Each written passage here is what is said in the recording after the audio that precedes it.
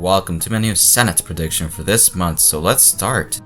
And that's it for the safe races, but before that I want to talk briefly about Missouri. So for Missouri, as many of you know, the race is interesting in a bad way because the Republican nominee that was leading was Eric Greitens, who has gotten into a bit of a scandal, and yeah, I think that if he is the nominee, then the race could really tighten up to the point in which it could even drop to a likely or even lean, even during the midst of a red wave year. And still a long way to go until we know who are the nominees, but I want to see the polls already lean R.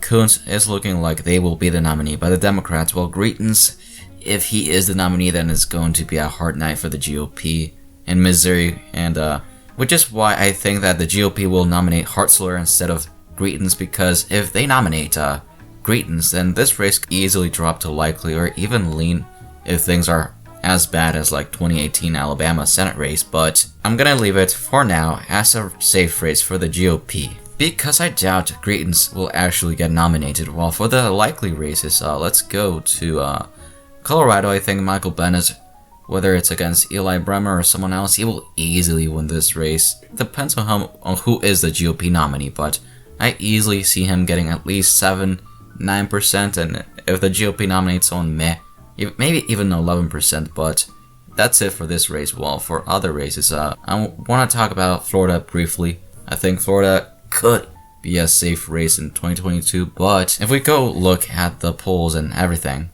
I think it's going to be right at that point at which it's right between a likely and a safe race for the GOP, but for the Democrats, they have a decent candidate, which is Val Demings. But at the end of the day, the main problem for the Democrats is going to be the Latino vote, which they have been consistently losing more and more support. And for the polls, here it is, so it's going to be really close between it, whether it's a likely race or a safe race, but for now, I think that he's going to narrowly miss out on it being a safe race for himself, and he wins here by between like 10 to 12% in my opinion. So, and for other races, let's go to one of my favorite ones for Ohio. Ohio is one of the most fun and interesting to look out in this cycle. So for the Democrats, it's a basically done deal. I think Tim Ryan is going to for sure be the nominee by them. While for the GOP, let's go to the polls. So if you don't know, actually, J.D. Vance got the endorsement by Donald Trump. So expect a lot of these like Mandel voters and Dolan and Timken to go to J.D. Vance. And I think Mandel, yeah, he's done for, thankfully. And J.D. Vance will probably be the nominee in the end. Maybe Mike Gibbons does good against Vance in the primary, but at the end of the day, I see J.D. Vance defeating Gibbons in the primary, and I could see Ohio, not really. I think Tim Ryan, whether you like him or not, he's an okay candidate by the Democrats, and that's why I see the Republicans and J.D. Vance only winning here by a likely margin, still around like 8 to 10%, so easy win for them. Well, for Washington, so this is a race that has gotten a lot of attention recently, so well, Washington is one of those races that many thought would be quite an easy win for the Democrats, but because of the red wave, it's turning out to be a bit harder for the incumbent, Patty Murray. So polling has seen Smiley, the Republican who's trying to defeat her in November, get tighter and tighter, as seen here to a certain extent with some kind of recent polls, but I think that she will have some problems. Not that much, but I think Patty Murray will have to spend more than usual, but she still wins here by a likely margin. I think she still wins here by worst case scenario 8%, but I think it's going to be between 10 to 12%. And now for before I talk about other races, I'm gonna talk briefly about Alaska. So for Alaska, so if you don't know yet, Shabak is trying to primary incumbent Senator Lisa Murkowski, which could be a big problem for her. I think that the Democrats, depending on how they vote because of the state's ranking voting system, it could really be the deciding factor. I think that depending on how Lisa Murkowski does in the coming months and how Chewbacca does with a turnout and momentum, it could really even become a lean state. I think that I don't see a way in which the Democrats get second place in this race. I think that it's going to be Murkowski versus Chewbacca, and who knows who wins, but I think that at the moment it's going to be between 4 to 6% between the first place and second place, and for now I'm gonna leave it as a likely race, but come November I might drop it even more to lean, or perhaps even weirdly tilt R, even though it's between two Republicans. Yeah, it's a bit of a weird thing, but for now likely. And now there's not that many likely races left, so I'm gonna talk about North Carolina. So North Carolina, if Donald Trump had won in 2020 and he was president, then this race would be one of the most interesting ones to look out for. But Joe Biden won, so this race probably going to be way more boring in our timeline. So for the Republican primary, it's really between Ted Budd and Pat McCrory. And if you don't know yet, Ted Budd actually got endorsed by Donald Trump, which is why he's leading. But still, it's really quite a tight race overall. I think Ted Budd will be the nominee, but Pat McCrory is close to him. But the Democrats are going to be former Chief Justice in North Carolina, Cherry Beasley, but she won't do too much. And let me look at the polls recently. So yeah, so it's lean R, but I think that a lot of the undecided voters, at the end of the day, during midterms, they go to the opposition party, and I think that's going to happen once again. And I see North Carolina actually being a likely race in this term within this cycle, and I see Ted Budd probably winning by around a margin of like 5 to 7%, I think. And now let's go talk about Wisconsin. So Wisconsin, it's another race that Democrats really wanted to flip in this cycle in 2022, but because it's going to be a red wave year, it's going to be nearly impossible to do that. I think Ron Johnson, even though he said he wasn't sure of running in this in 2022, he backtracked because I think he realized how easy of a win it was going to be. And if it's Mandela Barnes, it's for sure going to be a likely race. I should say a likely margin. I think that Mandela Barnes is probably one of the worst ones to run by the Democrats, and could be the deciding factor in why they lose by a likely margin.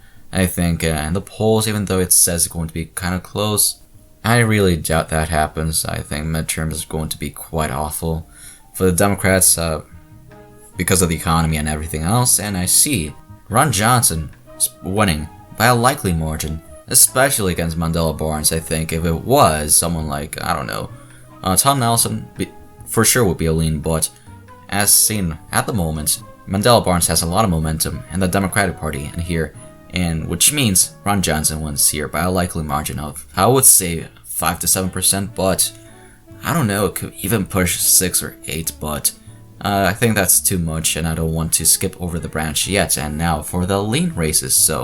And before that, as you can see, after the safe and likely races, the Democrats have 46 seats, while the GOP has 49 seats. For Arizona, so Arizona and Ohio are one of my favorite races to look out for in 2022. So, as many of you know, Mark Kelly's the incumbent who won 2020, Democrats.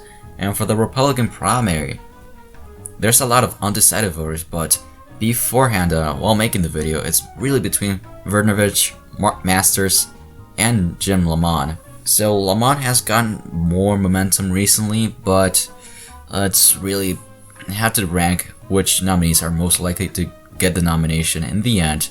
I think I would say Vernovich, Lamont, Masters, but who knows what happens in the end. I think that is going to be quite close. But whoever is the nominee by the GOP, I think that the McCain Republicans are gonna vote for the GOP during midterms, of course, and I see this race. Whoever's the nominee, I think that they're probably gonna win here by a lean margin. And the Trump endorsement will be key here, of course. And for the neighboring state of Nevada, so Nevada is another state to look out for, easily. So Nevada, the incumbent is Democrats Cortez Masto, right here, who is having a rough time, surprisingly. While for the Republican primary, it's looking like almost 99% sure it's going to be like Salt, almost surely. And yeah, so let me look at the polls, if there's any. So yeah, toss-up. It's going to be a toss-up, which I do agree wholeheartedly. I think Laxalt does have the momentum at the moment, especially with the amount of undecided voters. I think the Democrats are going to have not a tough time everywhere, but especially in the key regions with Latinos and the Rust Belt. I think the Rust Belt will be a big blow for the Democrats, and both for the governorship and for the Senate. And I think that the GOP with Adam Laxalt will win here by a lean margin, I do think. A tight one, but between 1 to 3% at most. And yeah, that's it. So let's go to Pennsylvania, which is one of the most crucial Senate seats for each party to win, a must-win state. So, as I was saying, I think that Pennsylvania, as many of you know, Dr. Oz got the endorsement not that long ago, so Dr. Oz probably going to be the nominee by the GOP. I think McCormick was really getting a lot of momentum until he did not get the Trump endorsement. I think it's going to be basically game over after that. And I want to see if there's any polls yet. I don't think so, but Oz probably wins it. While for the Democrats, it's almost looking like John Fetterman is surely going to be the nominee by them.